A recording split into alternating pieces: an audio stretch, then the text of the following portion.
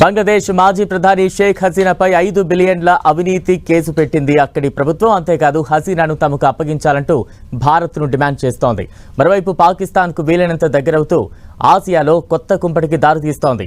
దీంతో బంగ్లాదేశ్ ఇప్పుడు భారత్కు మరో కుట్రదారుగా తయారైందనే అనుమానాలు బలపడుతున్నాయి.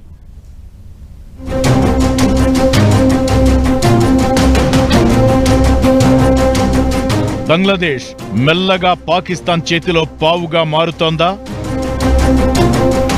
ఒకప్పుడు తమని హింసించిన దేశానికి ఇప్పుడు వత్తాసు పలుకుతోందా? మాజీ ప్రధాని హసీనాని అప్పగించాలనే డిమాండ్ అందుకేనా? ఈ ప్రశ్నలన్నింటికీ సమాధానం అవుననే చెప్పాలి. ఎందుకంటే బంగ్లాదేశ్ ప్రభుత్వం ఇప్పుడు వరుస కేసులతో షేక్ హసీనాని వెంటాడుతోంది. 42 హత్య కేసులకు తోడు తాజాగా రపూర్ పవర్ ప్లాంట్లో వేల కోట్ల కుంభకోణం జరిగిందని ఆరోపిస్తోంది. ఇందుకు సంబంధించిన విచారణ చేపట్టగా దీనిపై మాజీ ప్రధాని హసీనా కుమారుడు సాజిబ్ వాజెద్ అంత మొత్తం డబ్బు ఎప్పుడూ చూడలేదని, ఇలాంటి ఆరోపణలు ఎలా చేస్తారని ప్రశ్నించారు.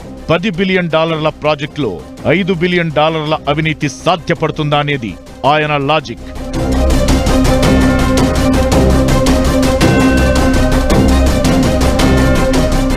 ఇక్కడే మరో డెవలప్మెంట్ చోటు చేసుకుంది. బంగ్లాదేశ్ అధ్యక్షుడు మహమ్మద్ యూనస్ మాజీ ప్రధాని హసీనాని అప్పగించాలంటూ ఇండియాని డిమాండ్ చేశారు. పద్ధతి ప్రకారమే ఇలా చేస్తున్నట్టు ఆయన చెబుతున్నా వాస్తవాలు అలా లేవు. బంగ్లాదేశ్తో నేరగాళ్ల ఒప్పందమే గాని మరో ఒప్పందం భారత్కి లేదు. రాజకీయ ఖైదీలను కూడా బదిలీ చేయవచ్చు. కానీ షేక్ హసీనా ఇప్పుడు రాజకీయ ఖైదీ కూడా కాదు. అది తెలిసి కూడా ఇలా అడుగుతోందంటే ఖచ్చితంగా ఈ డిమాండ్ వెనుక పాకిస్తాన్ హస్తం ఉందని అనుమానించాలి.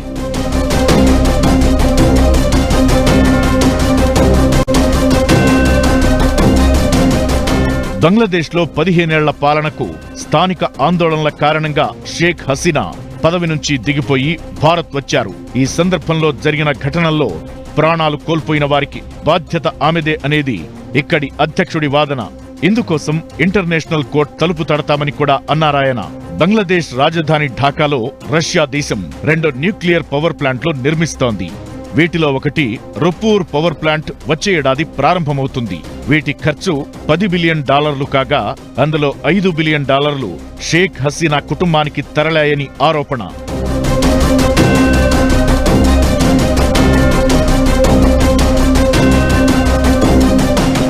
ఈ తాజా కేసు పెట్టడం వెనుక పాకిస్తాన్ ప్రోద్బలం ఉందంటారు.